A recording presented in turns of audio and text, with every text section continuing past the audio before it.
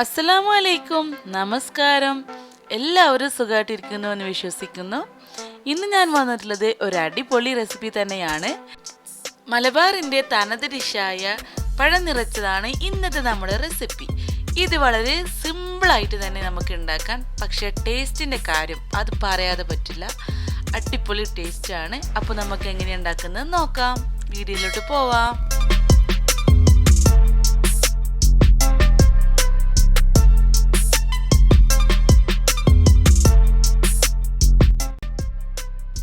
ഇത് റെഡിയാക്കാൻ വേണ്ടിയിട്ട് നമുക്ക് ആദ്യം ഒരു പാൻ അടുപ്പത്ത് വെച്ചിട്ട് ചൂടാക്കിയിട്ട് 2 ടീസ്പൂൺ നെയ്യ് ഇട്ട് കൊടുക്കാം.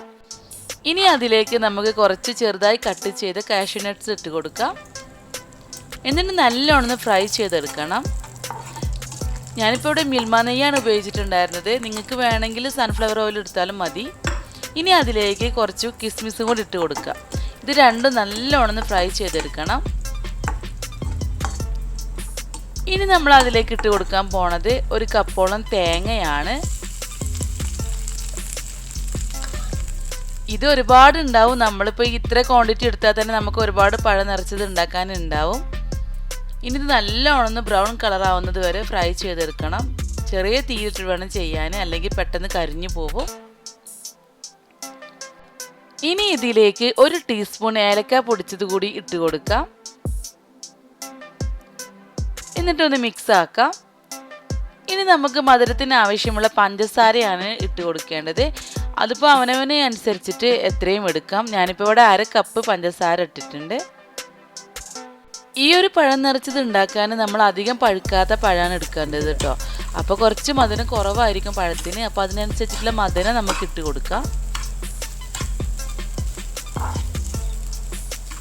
പഞ്ചസാരയും ചേർത്തിട്ട് നമുക്കിത് നല്ലോണം മിക്സ് ആക്കി എടുക്കാം. ഇപ്പോൾ നമ്മളുടെ തേങ്ങാ മിക്സ് ഇവിടെ റെഡി ആയിട്ടുണ്ട്.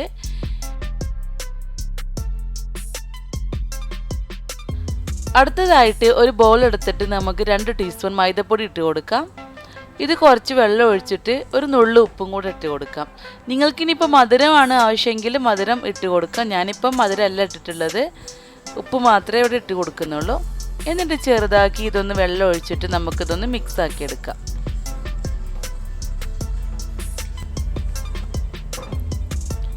ഇത് നമ്മൾ പഴം നിറച്ച് കഴിഞ്ഞിട്ടുള്ള ഒരു കോട്ടിങ് കൊടുക്കുന്നുണ്ട്, അതിന് വേണ്ടിയിട്ടാണ്.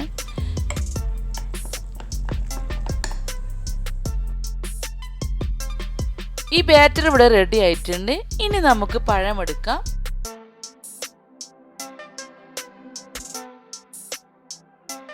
അതൊന്ന് തൊലി കളഞ്ഞ് വന്നിട്ടുണ്ട് ഇപ്പോൾ. ഇനി ഇതൊന്ന് കട്ട് ചെയ്ത് കാണിക്കാം. ഞാനിപ്പോൾ ഇവിടെ ഇതിൻ്റെ ഉള്ളിലെ ആ ഒരു കറുത്ത പോർഷനൊക്കെ ഉണ്ടല്ലോ, അതൊന്നും എടുത്ത് മാറ്റുന്നില്ല. നിങ്ങൾക്കിപ്പോൾ അത് ഇഷ്ടമില്ലെങ്കിൽ എടുത്ത് മാറ്റാം കേട്ടോ. ഞാനിപ്പോൾ അങ്ങനെ തന്നെ ചെയ്യാണ്.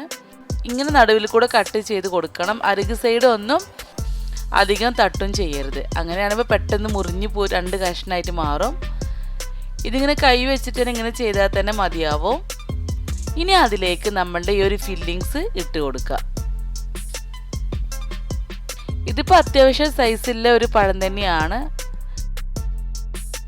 ഇതിൻ്റെ ഉള്ളിൽ അത്യാവശ്യം ഫില്ലിങ്സ് കൊണ്ടിട്ടുണ്ടായിരുന്നു കേട്ടോ.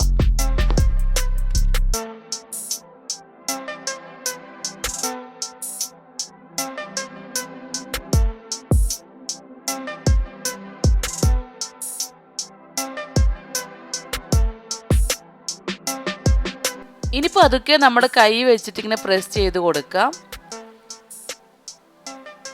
അങ്ങനെ ഓരോ പഴവും നമുക്കിങ്ങനെ ചെയ്തെടുക്കാം കേട്ടോ. ഞാനിപ്പോൾ ഇവിടെ 3 പഴമാണ് എടുത്തിട്ടുണ്ടായിരുന്നത്. ഇനി അടുത്തതായിട്ട് നമ്മളുടെ ബാറ്റർ ഉണ്ടല്ലോ, അതൊന്ന് വെച്ചിട്ട് നമുക്കിതൊന്ന് സീൽ ചെയ്ത് കൊടുക്കാം. ഇതിപ്പോൾ ചിലവർ എന്താന്ന് ചെയ്യാന്ന് വെച്ച് കഴിഞ്ഞാൽ ഫുള്ളായിട്ട് ഈ ബാറ്ററിൽ മുക്കി കൊടുക്കും.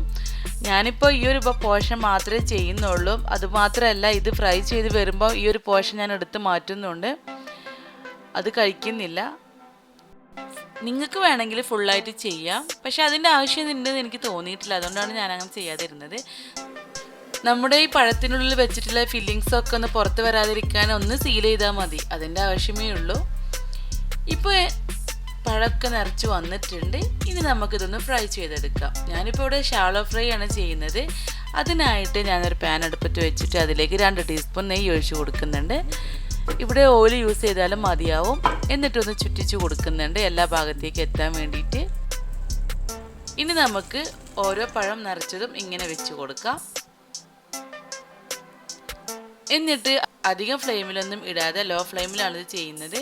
ഇതിൻ്റെ ഓരോ പോർഷൻസും ഇങ്ങനെ മറിച്ചിട്ട് കൊടുത്തിട്ട് വേണം ഇത് ഫ്രൈ ചെയ്തെടുക്കാൻ.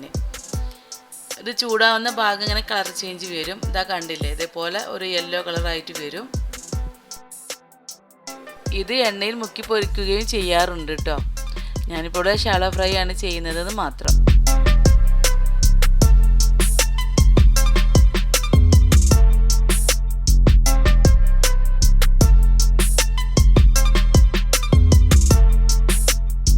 ഇങ്ങനെ ഓരോ സൈഡ് മാറ്റിയിട്ട് പിന്നെ ഒരു ബ്രൗൺ കളറായിട്ട് വരും. അപ്പോൾ നമുക്കിത് എടുത്ത് മാറ്റാം. ഇത്രയേ ഉള്ളൂ. ഈ നമ്മുടെ പഴം നിറച്ചത് ഉണ്ടാക്കാൻ അധികം പണിയൊന്നുമില്ല. ടേസ്റ്റ് നല്ല ടേസ്റ്റാണ്. പിന്നെ നമ്മുടെ മലബാറിൻ്റെ തനത് ഡിഷ് തന്നെയാണ്. അപ്പോൾ എല്ലാവരും ഈ റെസിപ്പി ഒന്ന് ട്രൈ ചെയ്ത് നോക്കണം. എന്നിട്ട് അതിൻ്റെ ഫീഡ്ബാക്ക്സ് എന്നെ അറിയിക്കാനും മറക്കരുത്. ഇപ്പോൾ നമ്മളുടെ പഴം നിറച്ചത് റെഡിയായി വന്നിട്ടുണ്ട്. ഇനി ഇതൊരു സെർവിങ് പ്ലേറ്റിലോട്ട് മാറ്റാം. അപ്പോൾ നോമ്പ് തുറകൾക്കും ഇനിയിപ്പോൾ നമ്മളെ വീട്ടിൽ എന്തെങ്കിലും ഫങ്ഷൻസ് ഉണ്ടാവുകയാണെങ്കിൽ അതിനാവട്ടെ എന്തിനു വേണമെങ്കിലും ഈ ഒരു ഡിഷ് ഒരു വെറൈറ്റി തന്നെയാണ്. അത് മാത്രമല്ല നമ്മുടെ ട്രഡീഷണൽ ഡിഷ് തന്നെയാണ്.